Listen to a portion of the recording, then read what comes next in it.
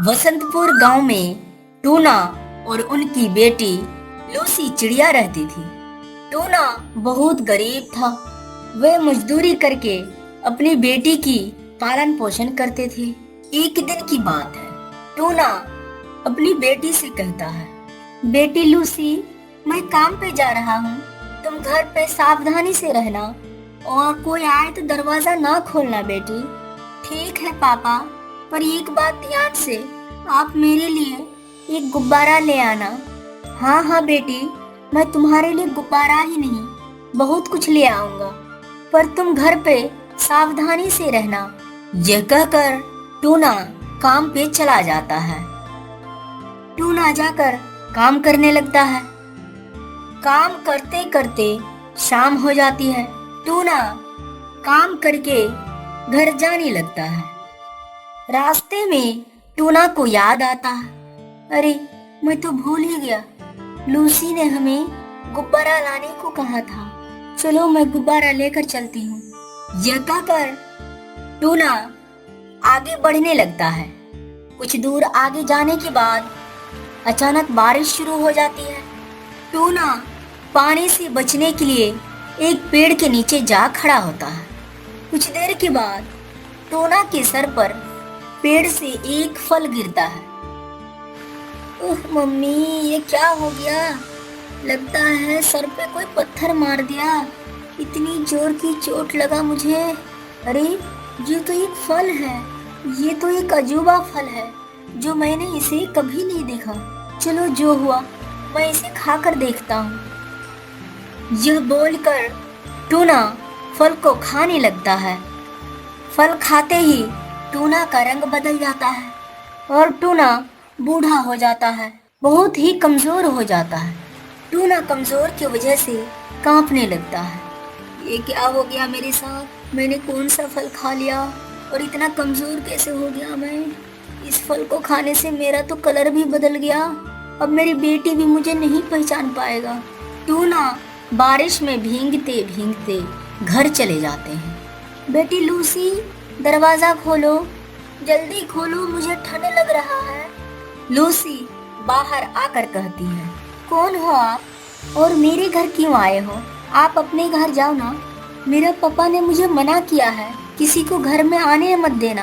बेटी लूसी, मैं ही तुम्हारा पापा हूँ, मुझे बहुत ठंड लग रहा है, पर आपका तो कलर ही चेंज हो गया। मैं कैसे समझूं आप मेरा पापा हो? अगर आप मेरा पापा हो तो एक बात बताओ, मैंने आपको क्या कहा था सुबह को? गुब्बारा लाने को कही थी। जल्दी आओ पापा, जल्दी आओ। टूना घर में जाकर सो जाता है। लूसी पूछती है, ये कैसे हुआ पापा?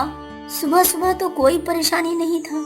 मेरे पास अभी इतना शक्ति नहीं है, मुझे आराम करने दो, फिर मैं बताऊंगा। यह कहकर टूना बेहोश हो जाता है। लूसी बाज बाबा के पास चला जाता है। बाबा बाबा, जल्दी चलो मेरा घर, पता नहीं मेरा पापा को क्या हो गया, वो कुछ बोल ही नहीं रहा। सुबह को सही सलामत काम पे गया था और शाम को लौटते ही वो बहुत कमजोर था। आप जल्दी चलो मेरा घर, उसे देखो क्या हो गया। बाज बाबा टूना का घर आ जाता है। टूना को देखकर बाबा कहता है, ये तो बेहोश हो गया, ये कैसे हुआ बाबा? टूना काम पर से वापस आ रहा था और बारिश होने के कारण टूना एक पेड़ के नीचे खड़ा हो गया। फिर उनके ऊपर एक फल गिरा जो बहुत अलग किस्म का था और उसे वह उठाकर खाने लगा। उसे खाते ही उनका हाल ये बुरा हो गया। बाबा, ये ठीक कैसे होगा? इसे ठीक करने का बस एक ही तरीका है, टूना को हुदहुद का अंडा खिलाना होगा। हुदहुद का अंडा खाते ही टूना फिर पुराना अवस्था में आ जाएगा। ये अंडा कहाँ मिलेगा बाबा? यह अंडा जंगल के साइड दो पहाड़ों के बीच में एक गुफा होगा जहाँ हुदहुद रहता है। उनके यहाँ से अंडा लेकर आना होगा। ठीक है बाबा, मैं अभी जाकर अंडा ले आती हूँ। यह कहकर लूसी गुफा की ओर रवाना हो जाती है। थोड़ी दूर चलने के बाद लूसी को वह गुफा दिखने लगता है। वो देखो, हुदहुद का गुफा।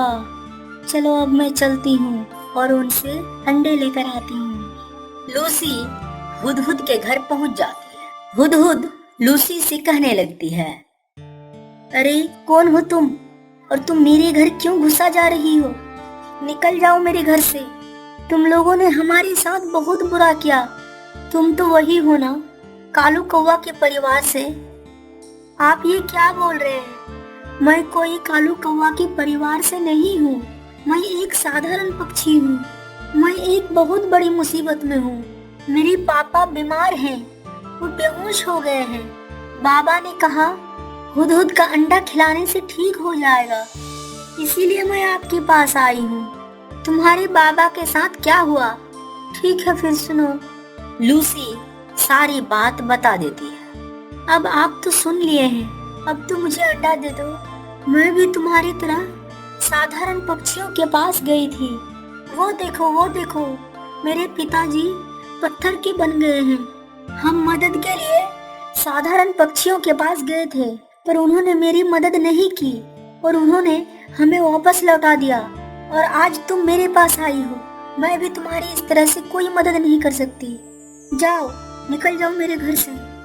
मुझे तो कुछ भी मालूम नहीं, आखिर क्या हुआ आपके पापा को, और आप साधारण पक्षियों के पास क्यों गए थे? मुझे बताओ, अगर मैं कोई मदद कर सकूं, क्योंकि मैं एक साधारण पक्षी हूँ। वो देखो, वे पत्थर के बन गए हैं। वे अब हिल भी नहीं सकते। एक जालिम पक्षी ने हमारे पिता को एक जादुई शक्ति से चील उसको एक सुरक्षा कवच में कैद कर दिया, और वे अदृश्य सुरक्षा कवच है, जिन्हें ले जाकर वे अपने घर में संदूक में बंद करके रख दिया। तो क्या हुआ? आप तो एक जादुई हुदहुद हो। नहीं, वहाँ कोई जादुई हुदहुद या कोई बड़ा पक्षी नहीं जा सकता। वहाँ सिर्फ आम पक्षी ही जा सकता है। ठीक है, यह काम मैं कर दूंगा। मैं जाता हूँ और वे संदूक से चाबी को ले आता हूँ। लूसी सोचने लगती है, मेरे पिता को बचाने के लिए हमें ये कष्ट तो उठाना ही पड़ेगा। ठीक है, मैं जा रहा हूँ। यह कहकर लूसी चील की गुफा की ओर रवाना हो जाता है। रास्ते में एक सुंदरी मिलती है। क्या हुआ लूसी, तुम कहाँ जा रही हो और तुम बहुत परेशान लग रही हो? लूसी सुंदरी को सारी बात बताती है। चील तो बहुत खतरनाक है, तुम बच के रहना, और वह चाबी चुराने से पहले उन्हें मारना होगा। ये लो सीसी, इसमें कुछ जड़ी बूटियों का रस है। तुम ये जड़ी बूटियों का रस चील के ऊपर छिड़काव देना, फिर वे खत्म हो जाएंगे और वे चाबी लेकर तुम आ जाना। आपकी बहुत बहुत धन्यवाद सुंदरी। लूसी शीशी लेकर चील की गुफा की तरफ रवाना हो जाती। लूसी शीशी को छुपा लेती है और वे गुफा में प्रवेश करती है। प्रवेश करते ही लूसी की नजर एक संदूक पर पड़ता है। चील को जैसे ही खबर मिलता है, वे तुरंत आ जाता है। लूसी शीशी को निकालकर चील के ऊपर जड़ी बूटियों को डाल देती है। चील बेहोश होकर गिर जाता है। लूसी संदूक से चाबी को लेकर वहां से निकल जाती है। कुछ ही देर में चाबी को लेकर हुदहुद के पास चला आता है। हुदहुद अपने पिता को आजाद कर देता है। हुदहुद लूसी की धन्यवाद करते हुए उसे रुकने को कहती है। रुको लूसी, मैं अभी अंडा देती हूँ। हुदहुद अंडा दे देती है। लूसी अंडे को लेकर अपने घर चला आती है। लूसी टूना के मुंह में अंडा देते ही टूना फिर पुराना अवस्था में लौट आता है और उनकी कलर भी बदल जाता है और शरीर में ताकत और चुस्त भी हो जाता है। फिर वे दोनों आसानी से अपनी जिंदगी गुजारने लगता है। सूखाड़ का समय था। एक दिन की बात है। गोरी कौवी कालू कौवा से कहता है, कालू जी, मुझे बहुत भूख लगी है, मेरे लिए कुछ खाने को ले आओ। अब मुझसे भूख बर्दाश्त नहीं हो रहा। गोरी, तुम्हें तो पता ही है, अभी सूखाड़ का समय है, कहीं कोई भोजन नहीं मिल रहा। जंगल के सभी पक्षी भोजन की तलाश में इधर उधर भटक रहे हैं। कहीं भोजन मिल ही नहीं रहा। तो हम क्या करें? हम भूखे मर जाए क्या? जब हमें खिला नहीं सकता तो शादी क्यों किया? आज अगर तुमने हमें भोजन लाकर नहीं दिया तो मैं अपने मायके चली जाऊंगी और फिर कभी नहीं आऊंगी मैं। नहीं नहीं, ऐसा तो मत करो। मैं जा रहा हूँ भोजन ढूंढने। कहीं से भी मैं भोजन ढूंढ कर ला रहा हूँ तुम्हारे लिए। ठीक है, फिर जल्दी जाओ। यह कहकर कालू कौवा भोजन की तलाश में निकल जाते हैं। कालू कौवा देखते हैं कई पक्षियां बैठकर आपस में बातें कर रहे हैं। कालू कौवा उन पक्षियों के पास चले जाते हैं। क्या हुआ? तुम सब एक साथ क्यों बैठे हो? क्या करे कालू, जंगल में कहीं भोजन नहीं मिल रहा।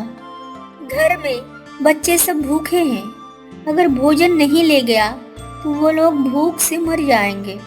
नहीं नहीं, ऐसा मत कहो।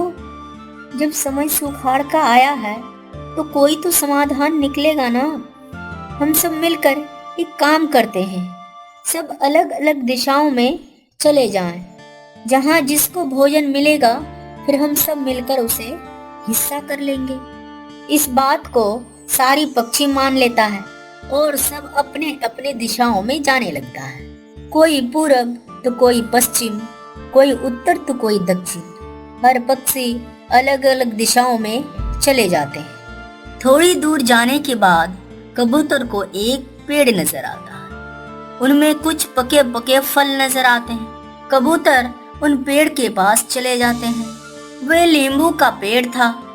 कबूतर पहले इस पेड़ को या नींबू को कभी नहीं देखा। कबूतर नींबू को देखकर आश्चर्यचकित हो जाता है। अरे, ये कौन सा फल है? दिखने में इतनी सुंदर और मैंने आज तक नहीं देखा। ये फल खाने लायक है भी या नहीं? कहीं ऐसा तो नहीं ये जहरीला फल हो, मैं इसे चखूं और मर ना जाऊं। मेरा तो दिल नहीं कर रहा था पक्षियों को इन फल के बारे में बताने का, लेकिन क्या करें, ये फल खाने लायक है भी या नहीं इनका भी तो पता करना है। इनके लिए हमें पक्षी को बताना ही पड़ेगा। यह कहकर कबूतर पक्षी के पास चला जाता है। सुनो सभी पक्षियों, मुझे एक फल का पेड़ मिला है। हम चले और उसे हिस्सा करते हैं। यह कहकर सारी पक्षियां उन नींबू के पेड़ के पास चले जाते हैं। कालू कौवा बोल उठता है, अरे, ये फल तो मैंने कभी नहीं देखा। ये कौन सा फल है भला? ये फल खाने लायक है भी या नहीं? कबूतर कालू कौवा से कहता है, अरे क्यों नहीं, खाकर टेस्ट तो करो। ये फल खाने लायक है या नहीं? ना बाबा ना, कहीं ये जहरीला फल हुआ तो? कहीं मैं इसे खाऊं और मर जाऊं? ऐसा थोड़ी ना होता है। क्यों मरोगे? आखिर फल ही तो है, चेक तो करो। फिर कालू कौवा कहता है, ठीक है, मैंने आज तक कोई अच्छा काम नहीं किया। आज मैं एक अच्छा काम करने जा रहा हूँ, लेकिन वादा करो, अगर ये फल खाने के बाद मैं बीमार पड़ गया तो मुझे जल्दी से बुलबुल डॉक्टर के पास लेकर जाना और तुम सब अपने पैसों से मेरा इलाज करवाना। हाँ, क्यों नहीं, जरूर करेंगे। यह कहकर कालू कौवा उस फल को टेस्ट करने लगता है। छी, इतना खट्टा फल। सिर्फ ये दिखने में ऊपर से सुंदर है, अंदर से तो ये इतना खट्टा है कि मैं क्या ही बताऊं। मेरा चोंच का स्वाद खत्म हो गया। ये फल तो हमारे खाने लायक है ही नहीं। यह सुनकर सारी पक्षी मायूस हो जाते हैं। अब हम क्या करें? हमें तो कहीं भी भोजन नहीं मिल रहा। एक मिला वो भी खट्टा निकला। फिर कालू कौवा कहता है, तुम चिंता ना करो पक्षियों, कालू कौवा है ना, यह कोई ना कोई समाधान निकाल ही लेगा। अभी के समय में एक फल तो जरूर मिलेगा, नारियल का पेड़ जो सुखाड़ में भी होता है। पश्चिम और उत्तर के बीचों बीच जाना है। यह कहकर